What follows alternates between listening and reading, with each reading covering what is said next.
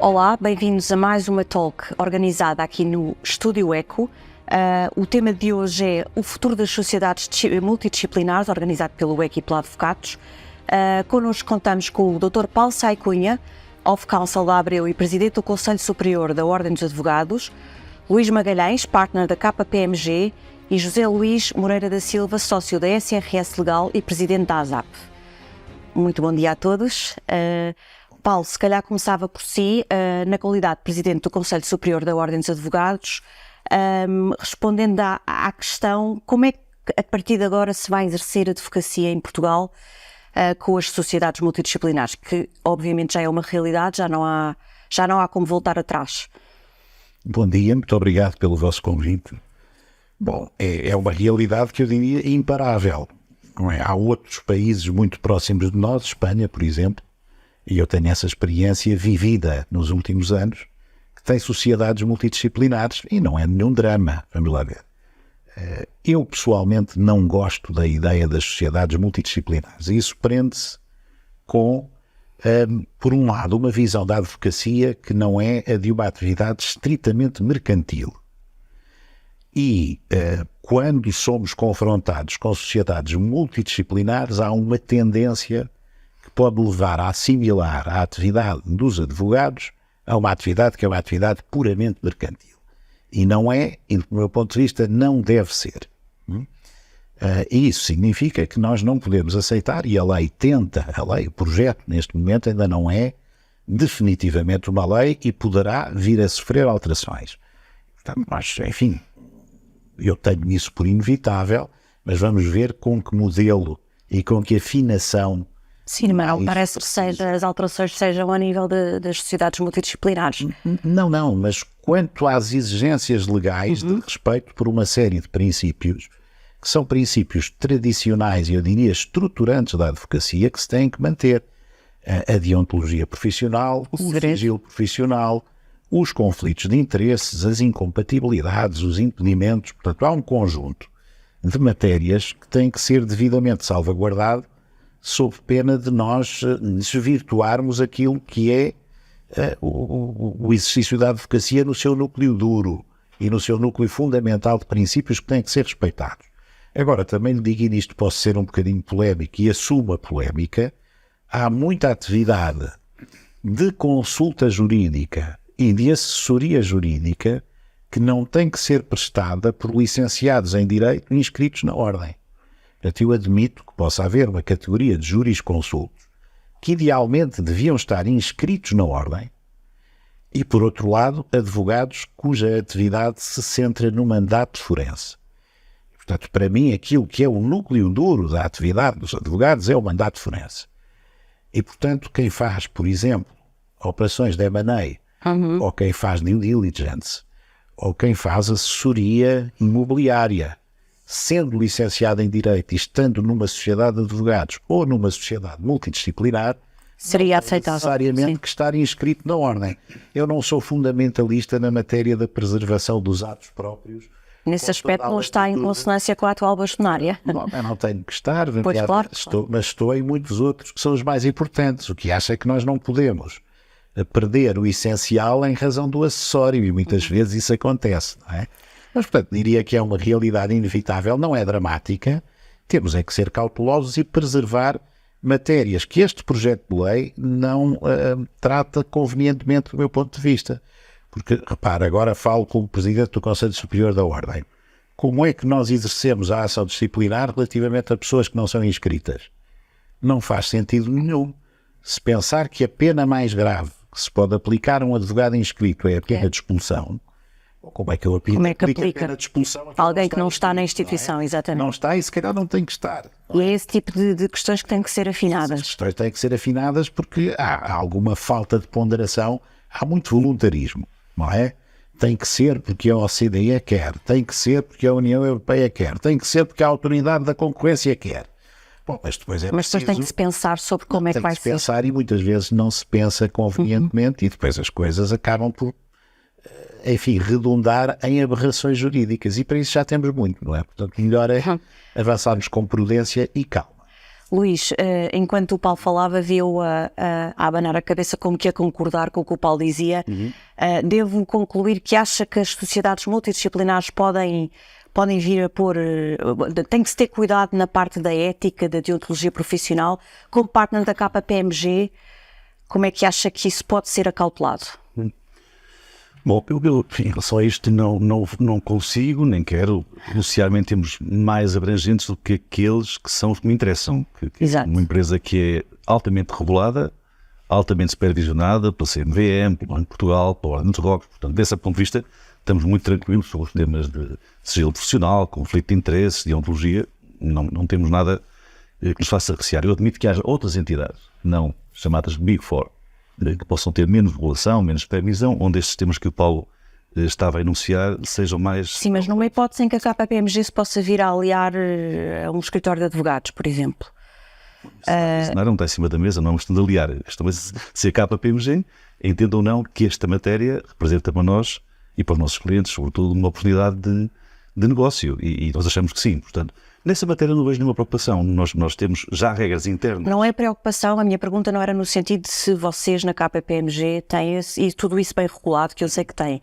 Era no sentido de como é que se compatibiliza o segredo profissional e a deontologia de um advogado que é diferente, muito específica, tem muitas particularidades em relação a outras profissões, numa sociedade multidisciplinar. Mas esse é o pressuposto que está errado, é que não é muito diferente.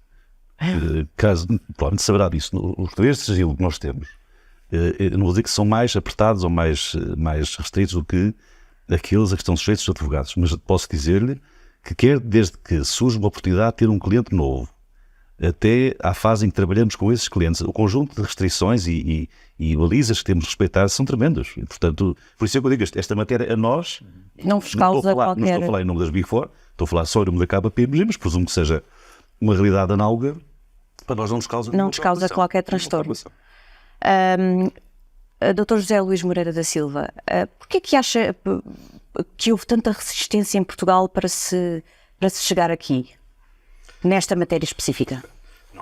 Não consigo dizer, mas parece-me que é fundamentalmente pelo desconhecimento, não é? O que é isso? Agora vamos criar sociedades multidisciplinares, não sabemos o que é, como é que funcionam, e o que é que isso pode provocar no mercado da advocacia.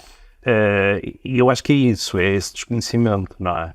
Nós tivemos a oportunidade na ASAP de fazer um inquérito recente às nossas associadas e o resultado relativamente à pergunta são favoráveis ou não às sociedades multidisciplinares, uma larga maioria respondeu favoravelmente. Agora, fez ali ao Paulo uma pergunta que ele conseguiu responder, eu não consigo, que é como vê o futuro. Eu não sei, eu nunca fui ao futuro e posso realmente comparar com duas situações. Uma é, eu ainda não sei, como o Paulo estava a dizer, qual vai ser exatamente o regime em Portugal. Temos uma proposta na Assembleia da República, que já nos dá um enquadramento, e dessa proposta o que é que podemos retirar? Podemos retirar já uma conclusão. O governo português está a seguir um modelo mais liberal dentro da Europa, ou seja, um modelo próximo do espanhol.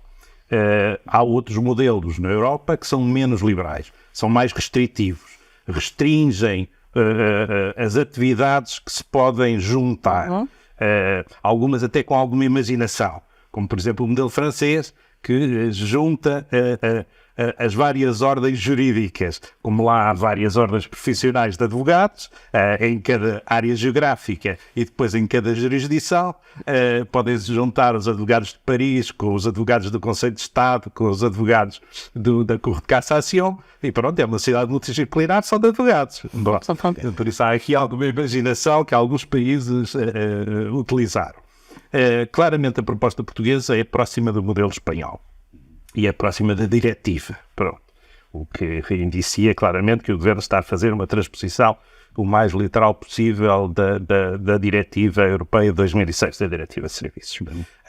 Agora, não sei como é que vai terminar, porque obviamente vai haver, e eu espero que haja um debate na Assembleia da República, por mais rápido que seja, porque já se está a ver que este processo legislativo está muito acelerado e é capaz de terminar ainda antes das férias parlamentares, e por isso, no fundo, teremos aqui 15 dias, enfim, um pouco mais, de debate e de audições. Eu espero que a ASAP seja chamada e está Pois era isso que eu ia disponível. perguntar, se o Estamos governo disponíveis.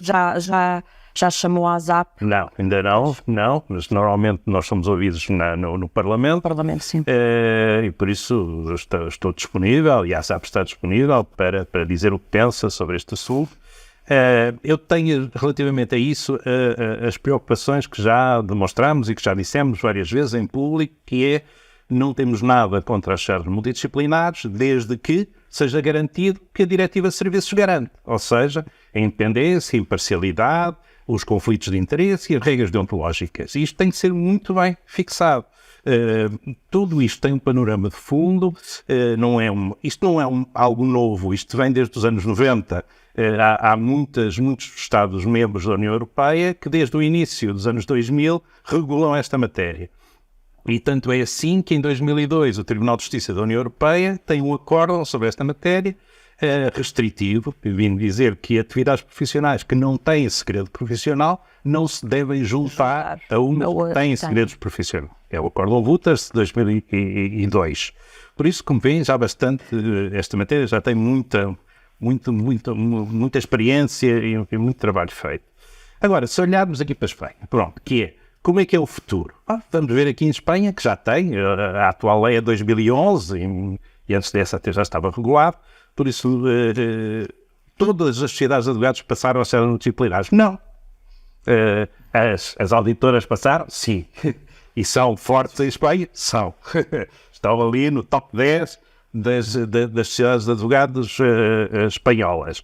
Mas a verdade é que as grandes sociedades de advogados espanholas não seguiram esse caminho. Todas aquelas que estão cá, quatro casas, a Uria, a Garrigas, a GAP, mesmo as Pererorcas, a Roca Julián, tudo isso não se constituíram como sociedades multidisciplinares. Por isso, se esse for a situação aqui em Portugal, é isso que nós veremos. Enfim, o top 10 das sociedades portuguesas se calhar não farão isso. As auditoras, que algumas já estão, e já têm sociedades de advogados de uma forma diferente, mas já têm, é conhecido, e por isso se calhar passam a ser com o nome oficial, das auditoras, em vez do nome das sociedades de advogados. Será esse o futuro? Vamos ver. Paulo, como representante da Ordem dos Advogados, esta questão das sociedades multidisciplinares prende-se mais com a forma de exercer a advocacia societária. A nível da prática individual, isto não terá grande reflexo, certo? Não tem, aliás, pela própria definição de partida, não é? Portanto, estamos a falar de sociedades multidisciplinares. Vamos lá ver. Estas coisas também dependem um bocadinho da natureza das coisas. E quando se fala nas possibilidades de sociedades multidisciplinares centradas em sociedades de advogados ou em paralelo com as atividades dos advogados, o círculo de potenciais candidatos a serem integrantes multidisciplinares de uma sociedade centrada em sociedades de advogados não são muitos. Porque não faz sentido, por exemplo, uma sociedade multidisciplinar entre um dentista e um advogado. Não faz sentido nenhum. Portanto, há uma delimitação que eu diria que é quase natural, quase, porque pode ter aí umas pequenas nuances, entretanto, mas que, por exemplo, aproxima contabilistas ou peritos fiscais não licenciados em Direito de advogados. Mas pode, por exemplo, ir buscar engenheiros do ambiente. Por exemplo. Porquê? Porque se nós nos dedicamos a uma área de consultadoria ambiental, claro.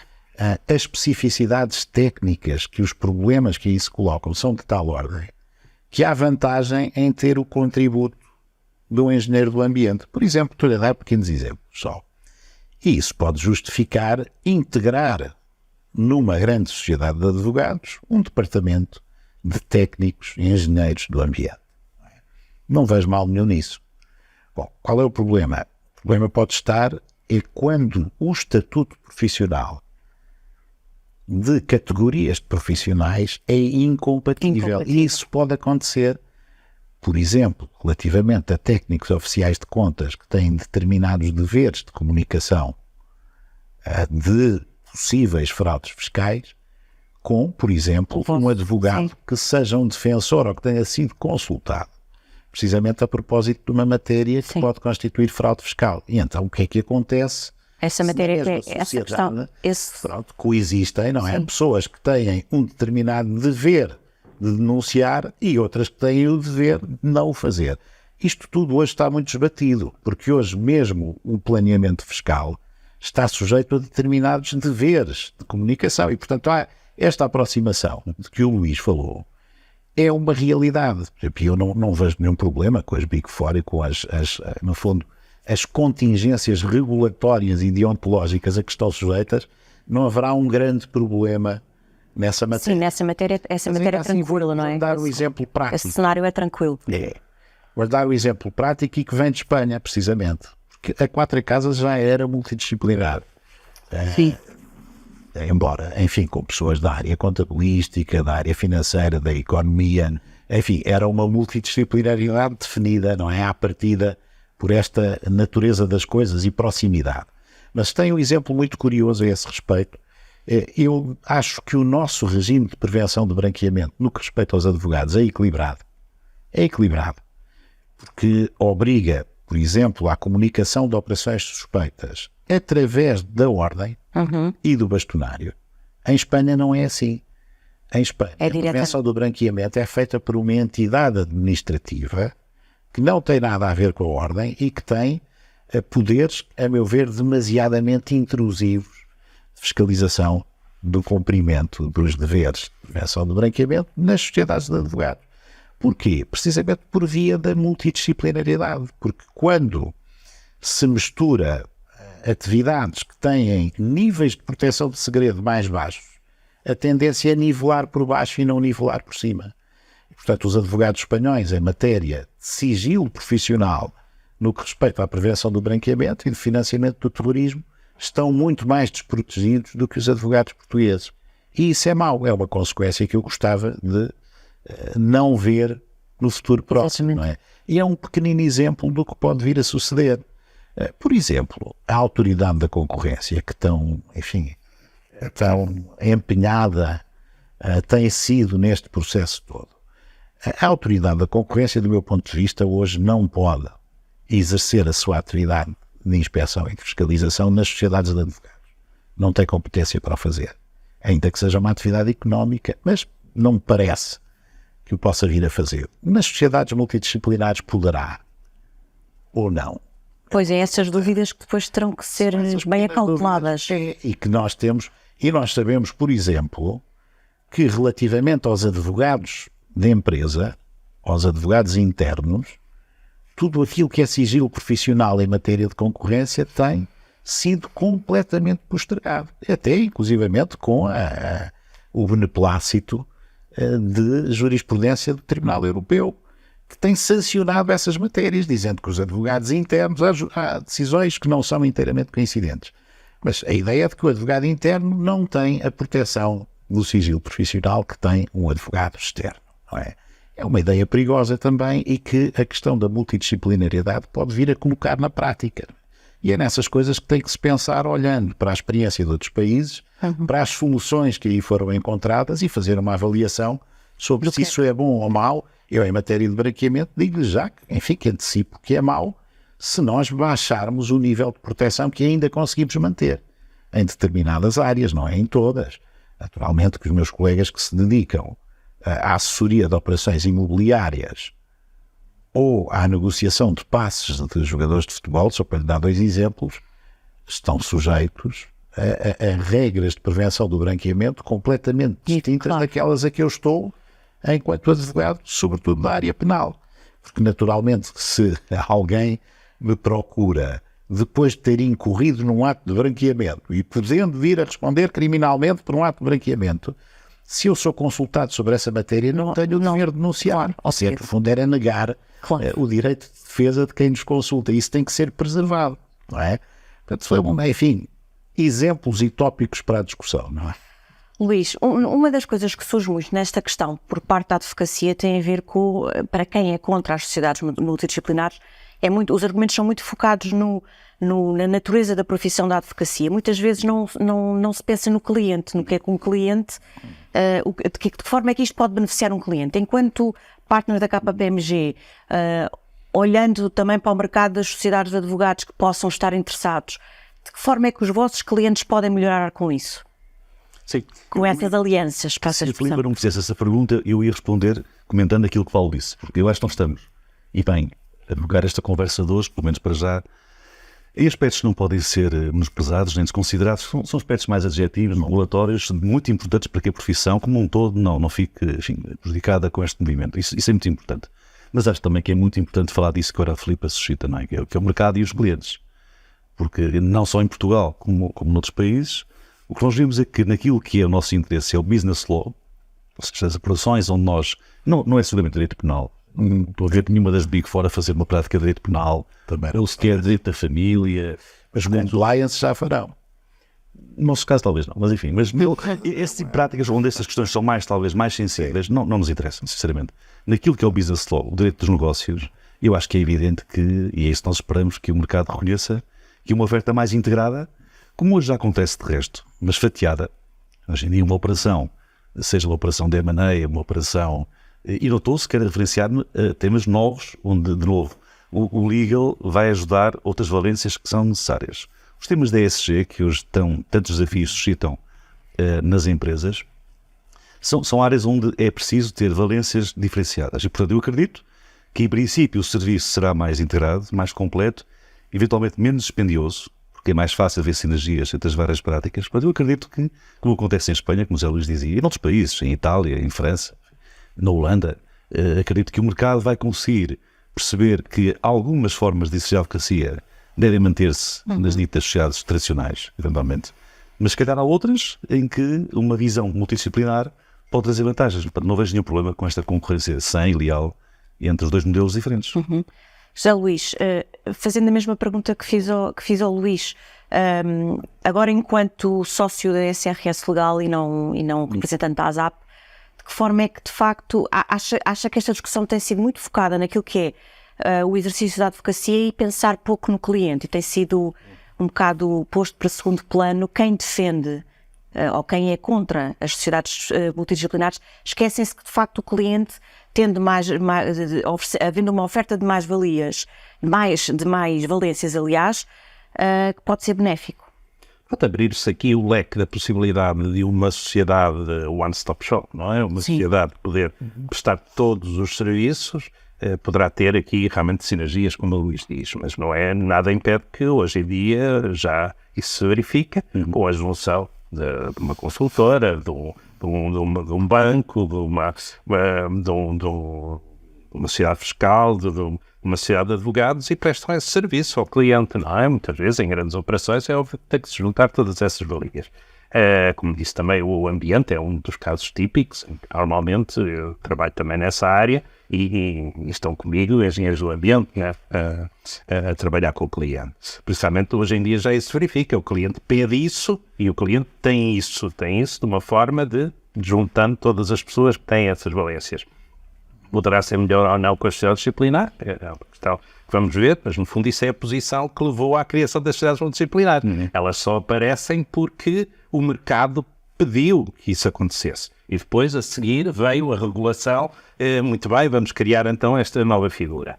E pronto, e ela tem existido, mas a verdade é que mesmo nos países onde isso é possível, continuam a coexistir os dois modelos. Pronto, por isso, no fundo, o mercado vai decidir isso, como sempre, diria eu. Eu permito-me colocar-lhe aqui uma questão que a mim me tem preocupado muito, primeiro como advogado, integrado numa sociedade de advogados, mas então principalmente como presidente do Conselho Diretivo da ASAP, e é aquilo que as associadas todas têm vindo a discutir, que é esta visão que o Governo coloca, mais uma vez, só está a fazer isto porque pressionada por Bruxelas. Não discuto o que eu acho que é a questão essencial, é a necessidade urgente de mudar o regime das sociedades profissionais. E designadamente das sociedades de advogados. O nosso Estatuto de Sociedades de Advogados foi criado nos anos 70, já lá vai tantos anos e, na verdade, mantemos-nos mais ou menos iguais. Mesmo com estas alterações agora provocadas, elas são mais para o nosso estatuto da Ordem dos Advogados, para a criação desta figura das sociedades multidisciplinares, mas não para as sociedades de advogados. Eu acho que a realidade é completamente diferente. O estatuto tem apenas um artigo referente à sociedade de advogados. Exato. Tem vindo a diminuir sensivelmente, embora, claro, com remissão para a lei das sociedades profissionais. Mas as sociedades de advogados já não são equívoco, já não são o que ali está. E uma das questões fundamentais é o regime fiscal. Essa seria a minha próxima pergunta, de facto. Então não quero antecipar, não. mas é claramente, quer dizer, não se toca, quer dizer, volta-se a pôr repete-se no único artigo que fica, o 212A, que é acrescentado, que é um artigo que já lá está hoje, há vários anos, no nosso Estatuto de 2015, que é que se tem o regime fiscal das sociedades comerciais. A verdade é que não temos. A verdade é que não temos. Eu não sei porque que aquele artigo continua a ser uma letra morta. É posterior ao código do IRC, mesmo assim espante-se, mas no fiscal, eu não sou fiscalista, mas no fiscal já não me espanto com nada, não é? Hoje em dia tem algumas circulares que revogam decretos-lei e é o mesmo que aqui está a acontecer. Uma lei posterior, afinal, é revogada por uma lei anterior, que é do código do IRC.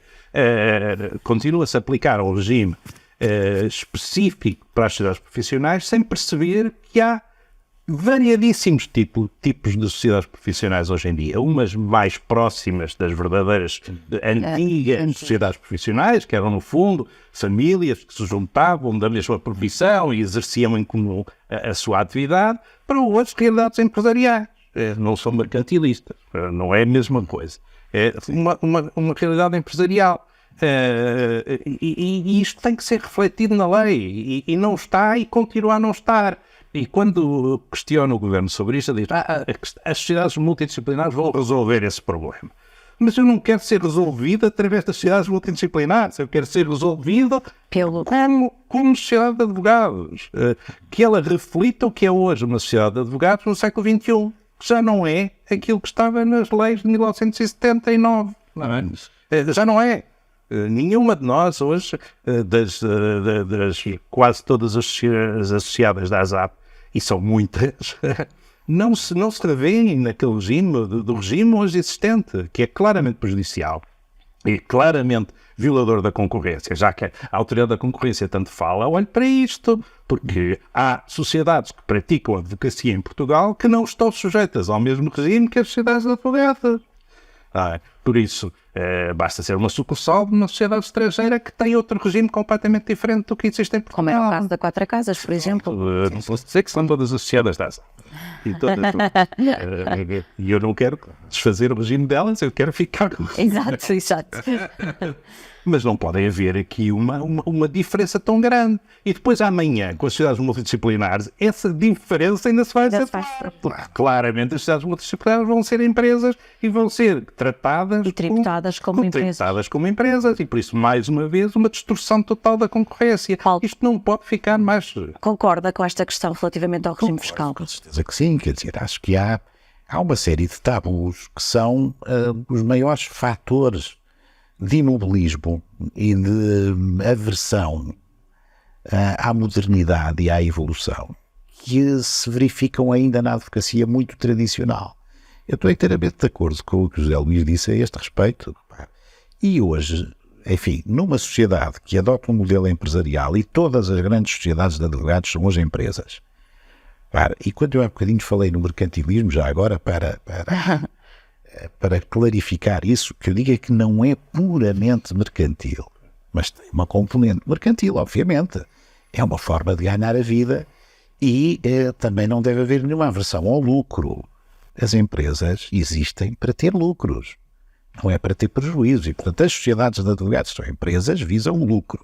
Têm regras que têm que ser observadas e essas não são, de facto, estritamente mercantis. É nesse sentido que eu queria dizer o que estava a dizer.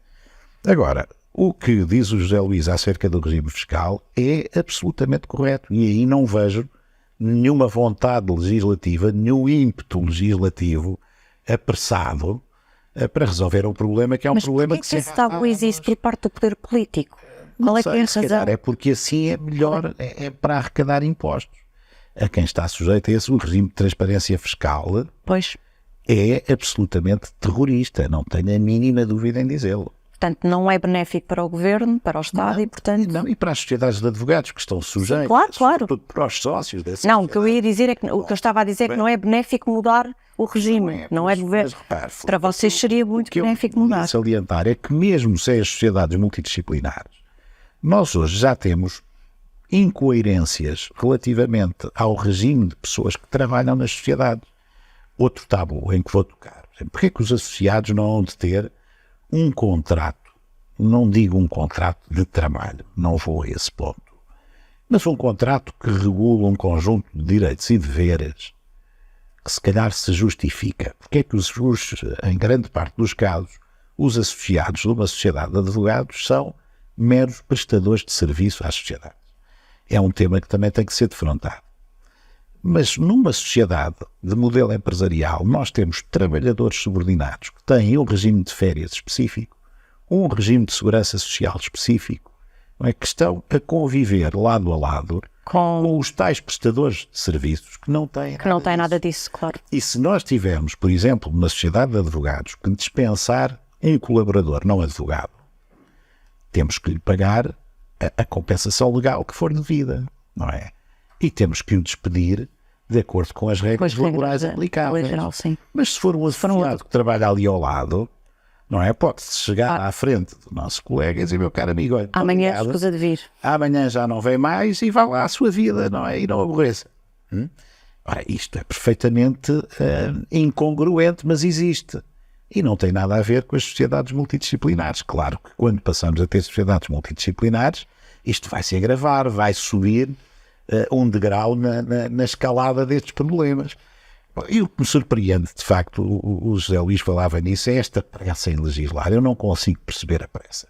Há coisas muito mais urgentes do ponto de vista da atividade legislativa que não se compreende qual é a pressa com que o Governo está a atuar nesta matéria. Eu não quero deixar de dizer aqui que este processo legislativo tem sido conduzido de uma forma que me parece perfeitamente desleal e de má fé, porque ainda antes da lei ter entrado em vigor, da nova lei das associações públicas profissionais ter entrado em vigor, já a Ordem dos Advogados estava a ser pressionada para se pronunciar.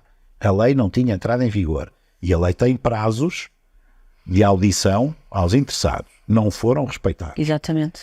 E agora, mais uma vez, deram-nos 48 horas úteis para nos pronunciarmos sobre as alterações aos estatutos, violando tudo aquilo que é o direito da audição dos interessados num processo legislativo.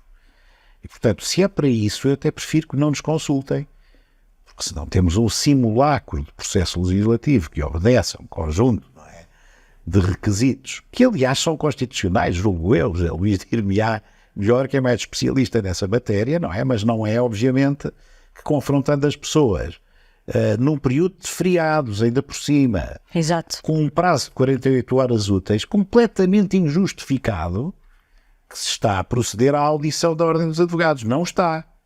Isto é uma fraude. E é bom que seja denunciada como tal. E, portanto, um governo democrático assente numa maioria absoluta que se comporta desta maneira não se está a comportar como um governo verdadeiramente democrático.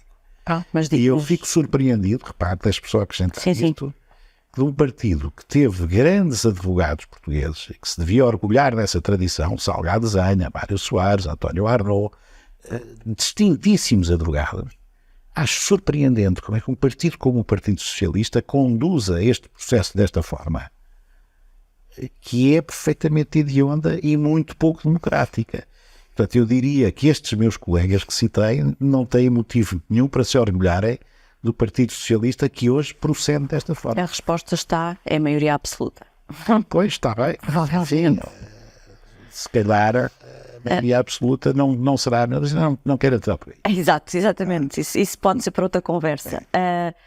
Luís, nesta questão dos riscos associados que falámos há pouco, relativamente à violação de dever de sigilo, etc., nas sociedades multidisciplinares, e da questão do conflito de interesse, etc., é possível estabelecer Chinese Walls numa organização que compreende profissionais de várias áreas? Deixa-me comentar antes disso aquilo que o Paulo disse. Eu percebo o ponto, acho que de facto, a pressa normalmente não é amiga, não é, eu vou considerar, mas a demora também não. Eu percebo o que disse, mas também, do mesmo modo que o Paulo estranha a pressa, neste processo, na fase final em que estamos, eu também estranho a demora. Este assunto não começou hoje. Este assunto eu acompanho, não digo diariamente, mas muito proximamente, desde que ele surgiu, quando a Troika cá esteve, para quem se lembra, e depois já passam mais de 10 anos em que este assunto está em cima da mesa de todos nós, dos advogados, daqueles como nós têm muito interesse e muita vontade em trabalhar com os nossos clientes de uma forma diferente.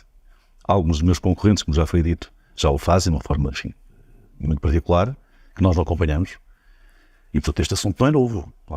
Nós estamos... Mas esta fase final é que foi um bocadinho à pressa. Estamos agora focados, e este comentário do Paulo que eu acompanho, quando há pressa nesta fase final, tem a ver com aspectos que são relevantes. Mas, quer dizer, tivemos mais do que tempo para tratar disto, como deve ser, durante mais de 10 anos.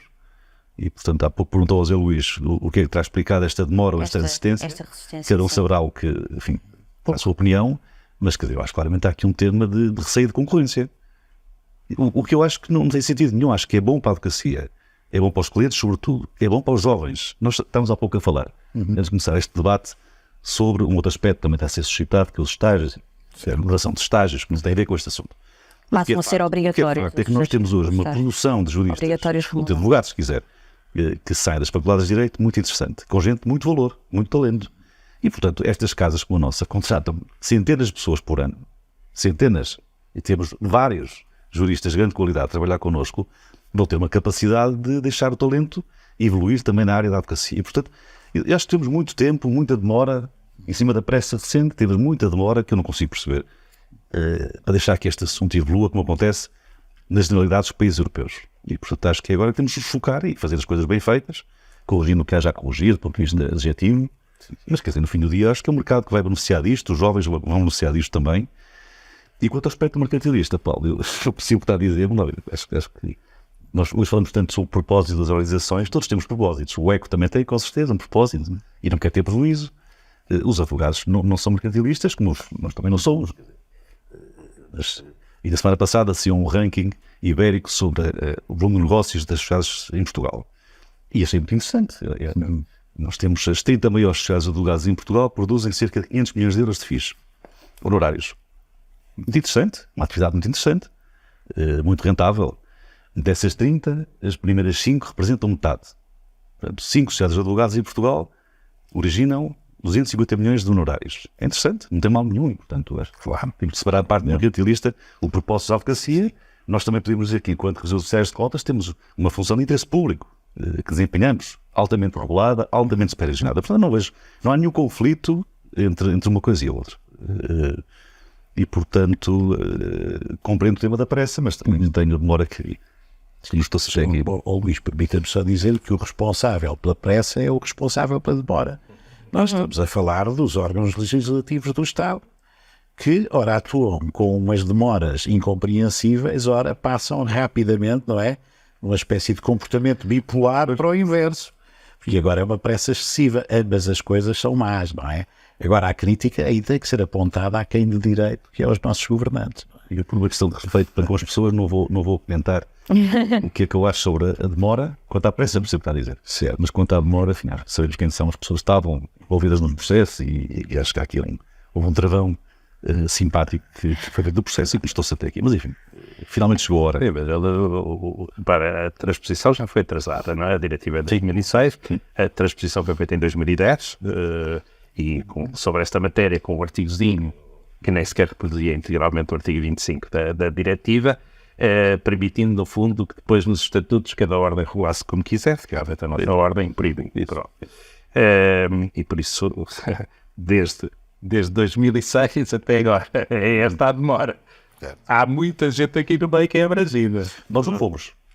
Ora, se isso por nós, pode ter certeza. Acha que foram os advogados, José Luís? O doutor José Luís acha que foram os advogados? Não. Penso que isso não tem nada a ver com os advogados, não é? Os advogados são apanhados aqui no meio. Sim, claro. Que é isso, fala sempre dos advogados. Realmente fala-se porque é realmente daquelas profissões que deve-se ter mais atenção e mais cuidado. Nós temos realmente aqui uma missão de interesse público fundamental, que é o exercício da justiça. E sem justiça não há Estado de Direito. E se põe em causa o exercício da advocacia, o exercício do patrocínio, o exercício da possibilidade de qualquer cidadão receber um conselho jurídico sobre a forma da sua atuação, está a pôr em causa a atividade da sociedade, está a pôr em causa a justiça, está a pôr em causa o Estado de Direito no seu âmago fundamental. E por isso a advocacia perdão e desculpem as outras profissões tão respeitáveis como esta, mas esta tem aqui uma particularidade e isso tem sido reconhecido em todas as legislações, mesmo na União Europeia, mesmo a Comissão Europeia, quando começou a falar sobre isto, como digo, no final dos anos 90 e no início dos anos 2000, era sempre a advocacia que era o principal problema, a principal dificuldade. E como digo, ainda naquele acórdão que temos de 2002, é a advocacia que está ali a ser discutida e se há outras profissões que podiam compatibilizar-se com o exercício da advocacia. Por isso, isso não se coloca com as restantes, ou pelo menos não se tem colocado com as restantes. E por isso se vê aqui a especialidade do exercício da advocacia, que está demonstrada, não é? E por isso isso deve ter aqui uma especialidade. Posso comentar isto, Luís Acaluso? Claro. Acho que é interessante. Este é um ponto que eu nunca vi, desde 2006, aprofundado pela forma que eu acredito que merece.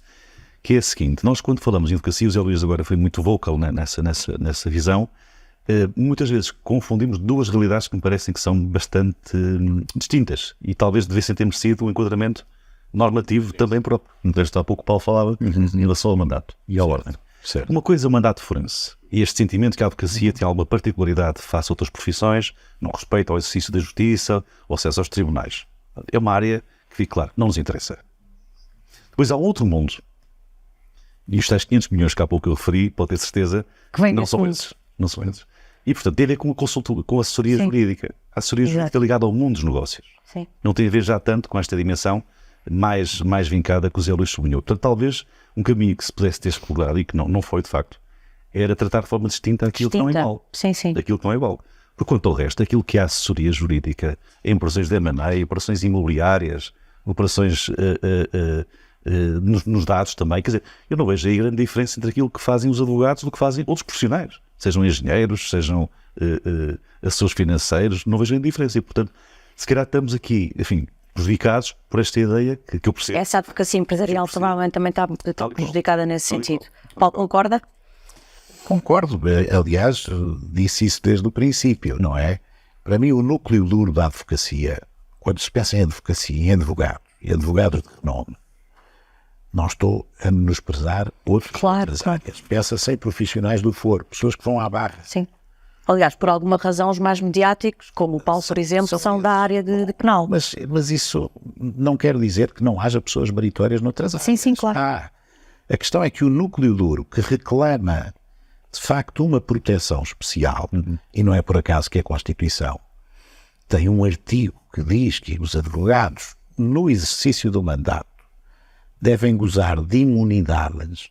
A imunidade é, por exemplo, o segredo profissional. Nós não podemos ter o segredo profissional devassado, porque isso é essencial à relação de confiança que os cidadãos têm que depositar nos seus advogados. Não podemos deixar de ser independentes. Não podemos viver, por exemplo, é uma coisa que faz alguma confusão, ver que há hoje uma quantidade apreciável de colegas meus que dependem do apoio judiciário. Dependem economicamente do apoio judiciário. Isto, até um certo ponto, retira-lhes a independência, que é indispensável. Estou a falar do princípio, não estou a dizer que o advogado A, B ou C não é independente. Não quero melindrar ninguém com isto. É a ideia geral, o problema colocado em geral. E, de facto, esta distinção é uma distinção que parece que tem que ser feita, que tem que ter consequências de regime. Já tem há bocadinho, quando falava na prevenção do branqueamento, precisamente a categorização de atos que estão sujeitos a regras mais estritas e a atos que estão mais protegidos quanto ao segredo, passam um bocadinho por aí. Há atividades desenvolvidas por advogados que podiam ser desenvolvidas por cidadãos comuns, não é? E que, enfim, não é pela circunstância de estar um advogado a executá-las que devem beneficiar de um regime que, de facto, é um regime que só se deve aplicar quando é necessário, quando no exercício do mandato forense Claro. ou na consulta jurídica que está relacionada com o mandato forense, não é? Porque a assessoria de uma operação de M&A, por exemplo, Não tem ou a negociação da cobrança de créditos. Sabe que grandes empregadores de advogados são hoje em dia empresas de cobrança em massa de créditos. E há uma guerra enorme entre a ordem, por causa da procuradoria ilícita, e essas grandes empresas que empregam muitos advogados. Bom, isso é uma atividade que, de facto, só por desconhecimento é que se pode entender que concorre com a advocacia tradicional. Porque E tem isso é uma subjacente a Isso é uma posições coisa que em vai massa acabar de crédito. por melhorar com esta abertura de verde. Repare, é não conhecer as coisas e Claro. depois confundir. Muitas vezes entra-se num discurso demagógico, agradável ao ouvido, mas é agradável ao ouvido de quem não sabe ou não quer saber ou não quer realidade. conhecer as realidades, não é? Isto é tão verdade que até do ponto de vista dos clientes é verdade. Não é? Se eu fosse cliente, precisasse de serviço do MOL enquanto penalista, eu não hesitava. E se vivesse em Espanha, pode ter certeza que não iria falar com os meus colegas das Big Four, iria falar com advogados como o Paulo. Do mesmo modo, inversamente, não é? Se eu tivesse uma operação com geografias diferentes envolvidas, com assessorias na área da energia, do real estate, se calhar iria mesmo falar com sociedades multidisciplinares, porque eu sei que ali, em princípio, vou ter gente Portanto, de grande qualidade que junta as valências necessárias. Então, acho que esta confusão Sim. entre as duas dimensões da advocacia pode ter prejudicado Para concluir, isso também teria sido um esclarecimento que deveria ter sido feito. eventualmente. Muito obrigada pela vossa presença. Terminámos o nosso tempo. Acabámos então esta talk relativamente ao futuro das sociedades multidisciplinares. Até uma próxima.